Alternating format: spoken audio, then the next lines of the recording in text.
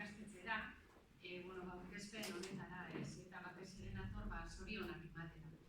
Duela 4 urte, hemen egoteko aukera ere izan eban, berdintasunerako plana onartu zanean, eta benetan pozgarria da horrelako pausoak ematen direla eta non eta ikastetxetan ikustea, ez? Berdintasunaren aldeko lanean, uste dugu tresnak behar direla, oso garrantzitsuak dira betean, arauak, eta gaur aurkezten den protokoloa, ez? Izan ere, protokolo batek markatzen dagoena da ibilbide bat, ibilbide horri bat eskaintzen digu, zenbait egoeren aurrean zer egin behar den zehazten digu, eta horretaz gain, egindakoa ebaluatzeko ere aukera bat ematen digu protokoloa egitea. Eta oso garrantzitsua da, egin den lan hori, ebaluatzea, identifikatzeko hobekuntza puntu horiek, ez? Eta hori da, aurreko urte guztietan egin duzuen lana, ez? Berdintasunean aritu eta hori identifikatu indartu beharrekoa, eta hau ikusi duzue landu beharreko zerbait zara, ez?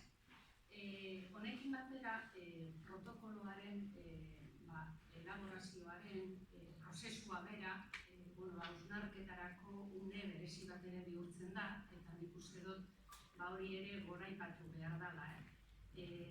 Hau, edozein erakundetan egitea, hausnarketarako une horiek hartzea oso garrantzitsua da, baina nire ustez hezkuntza alorrean honek garrantzi handiagoa hartzen du, ez? Berdintasuna lortzeko hezkuntza ezinbesteko tresna dalako, eta hau kontuan izan da ikastetxe batean oso garrantzitsua bihurtzen dira sensibilizazio eta prestakuntzako egiten diren indarkeriaren prebentzioan egiten diren lan guztiak.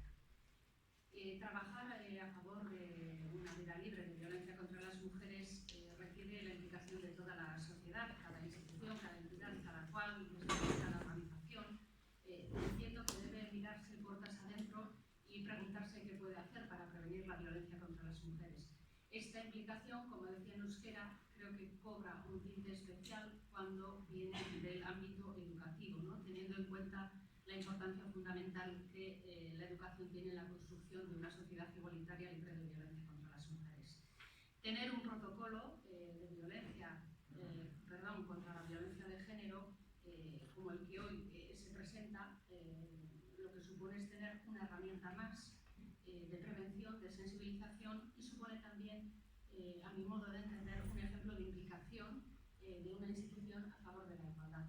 Por ello, quiero terminar, como hacía al inicio, felicitando al centro por esta apuesta, y tenemos que seguir trabajando, cada cual, como decía, desde su ámbito, para construir esa sociedad igualitaria libre de violencia.